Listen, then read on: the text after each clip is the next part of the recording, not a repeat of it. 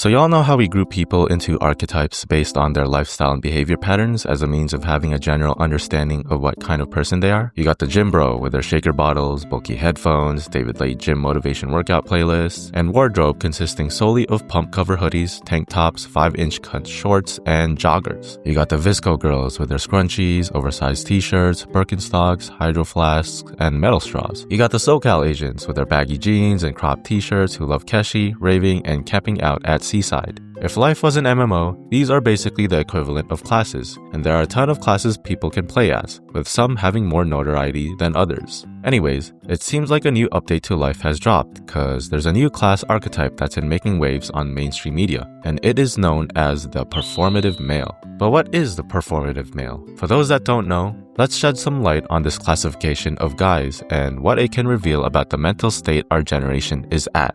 Let me throw some buzzwords that might give you an idea about what a performative male is. 4 a.m., cold showers, atomic habits, matcha, male manipulators hiding their colors behind a soft boy aesthetic to make them appear less threatening, highly active social media accounts with posts and stories that romanticize their lives while in reality, these are all mechanisms to hide from the truth they're afraid to face. There's a difference between choosing to live a life for yourself and for the short-term gratification of external validation and status. For those that are authentically seeking to improve their lives for themselves, let me hook you up with today's sponsor, Skillshare. Skillshare is the largest online learning community for those with an intrinsic drive to learn creative skills for the sake of their own personal growth and development. Classes span from categories such as art and illustration, design, entrepreneurship, and photography, and are led by world-class creatives that have made a mark on the world with their craft. The class I would recommend, as it essentially embodies a lot of the life philosophies I practice and I picked up from my own experience in life, is a class by Tim Tamashiro, author of the book How to Ikigai. It's a class that'll teach you about the principle that'll give your life direction and purpose. And as a thank you for getting to this point of the video, let me hook you up with a gift.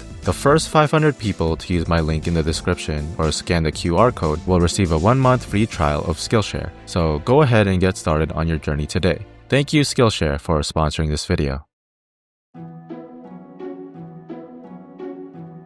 Generally speaking, a performative male is a guy that aligns his behaviors and lifestyle with what will be rewarded by society. The catch is that he isn't doing it from his own intrinsic desire. He's doing it to get the validation and approval of others. Now, this isn't necessarily a new concept. Performative males have been around since the olden days, even older than Intel Pentium processors, and their behavior patterns adapt to the ebbs and flows of socio-cultural shifts. I think the iteration of a performative male that most people are aware of is the hypermasculine red-pilled alpha male ushered in by a particular man with a shiny head. But nowadays, the most recent iteration of a performative male is quite different, and I think the reason why this version is making waves online right now is because it's the complete opposite of the red-pilled hypermasculine alpha male. And yet, at its core, it still stems from the same deep-rooted issues. It's essentially a reskin. Furthermore, it seems like everyone knows at least one person that acts in this way, and it's so cliche and cookie-cutter that it's kinda humorous. What's more gratifying than putting a label to a collective experience everyone's had while exposing behavior that people are getting tired of seeing? Where's the individuality? So what is this iteration of a performative male that's making waves online right now? The most recent iteration of a performative male was born as a pushback against the red-pilled hypermasculine alpha male ideology. Guys noticed that women were in fact not impressed by an excessively macho man that puffs his chest and acts bigger than he really is. And so guys embodied something different to separate them from that crowd because they didn't want to be associated with those kind of people. And well, what's the opposite of a man that's overly aggressive and nearly tyrannical in his temperament? How about a chill, nonchalant guy that's completely unbothered? That's pretty refreshing, right? Why is he so unbothered? Is it because he's just in a constant state of zen that life's inconveniences don't affect him? That sounds like he's in a healthy state of mind. Instead of a guy who's hyper-masculine, what about a guy that's in touch with his femininity? He has a tote bag that's accessorized with cute Labubu or Mishi keychains and is very stylish with his fashion sense. He loves music and discovering indie artists, but he has a handful of artists he always goes back to, Biba Doobie and Claro. He's even aware of his star sign. He's a Virgo, as a matter of fact. His Instagram is also very aesthetic, which suggests he has an eye for beauty and making himself look presentable. To top it off, his hobbies are also very healthy. He likes keeping active, whether that be going to the gym, running, or bouldering, as well as going to cafes to read self-improvement books like Atomic Habits or 48 Laws of Power while sipping on matcha. But for whatever reason, he seems to make a showing out of the things he's doing, like he wants everyone to know. Thus, the most recent iteration of the performative male was born. But here's the kicker. What many people have realized with their experiences is that this is all a performance to become more likable, especially with women. He doesn't care about star signs. He just wants to have a talking point that he can easily bring up when talking with girls so that they warm up to him easier. You think he actually reads Atomic Habits to learn how to better manage his time? Nah, he's doing it to show to others that he's a disciplined and growth-oriented person who has his shit together. Sometimes, these behaviors are done in such a performative way, it comes off as trying too hard. The facade lures people in,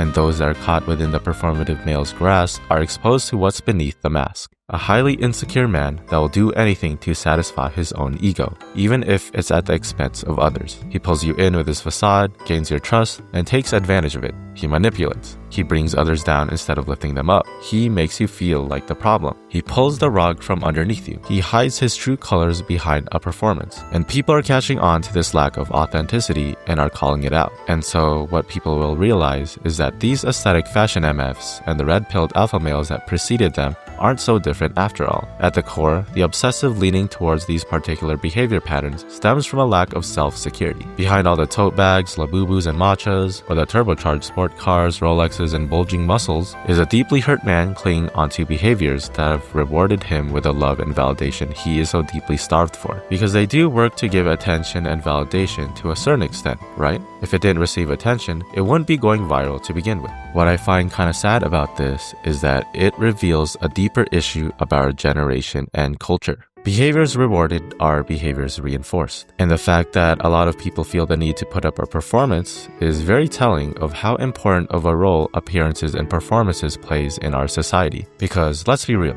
society rewards and glorifies attractive appearances and good performances. It places these things on a pedestal for everyone to worship and strive for, while punishing and ridiculing anything less. But here's the consequence. Instead of people striving for these things as a means of self-growth and development, they've been brainwashed into seeing themselves as fundamentally flawed and broken products. And they've come to believe that these things are the missing pieces that will fix them and make them whole again. And thus spawns a generation of deeply insecure people who feel the need to hide behind a mask of superiority because they are afraid of being punished for showing the not so pretty or competent sides to them. Not to mention, being exposed to an overabundance of high performers and attractive people online as a result of social media further exacerbates this problem and feeds the insecurity. Because being constantly exposed to only the perfect sides of people makes you feel like you're the only one who doesn't have it together, and it's terrifying being rejected as the outcast. Though the issue isn't gender exclusive, I think the reason for why it's especially prominent in guys is that men are kinda the punching bag of this day and age. They've been told that they were the oppressors, the ones that caused all of society's problems, and as a result are getting their just desserts. They've been told that they need to step up, do better, be a man, but don't be a man because men are problematic. Be masculine, but not overly masculine. Take control, but don't be controlling. It seems like no matter what a guy does, he's given shit for it. And so, it's no surprise that guys are at a loss for how to act and are afraid to be themselves. As a result, they hide behind the safety and comfort of a performative mask that society reinforces. And so, if we want people to stop being fake, we have to stop punishing them for being real. Everyone preaches and boasts about wanting the complete package or being the complete package themselves, while bashing those that are a work in progress or are in the process of getting it together. Not many people know how to be real because they're not given a safe space to discover, express, and practice who they are. What's unfortunate about this circumstance is that it groups insecure people that want to be loved with the toxic predatory people that are trying to win someone's trust to take advantage of them. Because performative acts may stem from both malicious intent as well as innocent but flawed thinking due to not knowing any better. I also kind of feel bad for the people that genuinely enjoy the things people label performative nowadays. The people doing it for clout and validation are giving them a bad reputation. It's almost like a witch hunt where people will try to find something performative in just about anything.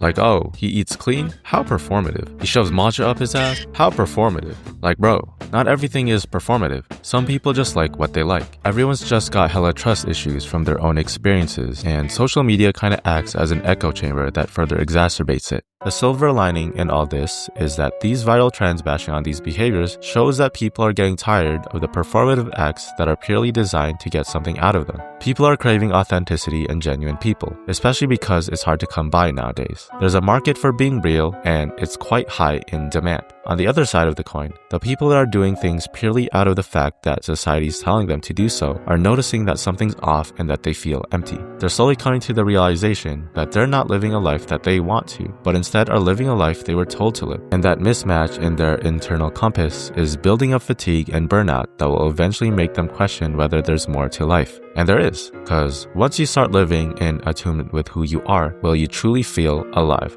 There isn't much of a lesson this time around. I kinda just want to talk a little bit about some of the things I've observed about our generation and culture. It seems that self-image has got us in a chokehold more than ever before. Whether that be through glowing up physically or waking up at 4 a.m. to grind, these things are done in the name of self-improvement, but can come off as disingenuous because of how much people make a show out of it, as if they're trying to broadcast to the world that they are better. And it makes me wonder, how much of it is actually from an intrinsic desire to improve, and how much is it just stroking of one's ego? Because a lot of the self-improvement that's being promoted on social media are surface-level stuff that boosts one's self-image. But what about the self-improvement that matters the most? The deep internal work that builds character, makes one more kind, honest, compassionate, and just a generally good person to be around. Instead of working on appearing like a good person, why don't we just work on being a good person? Alright y'all, that's all for now. Take care guys, see you next time.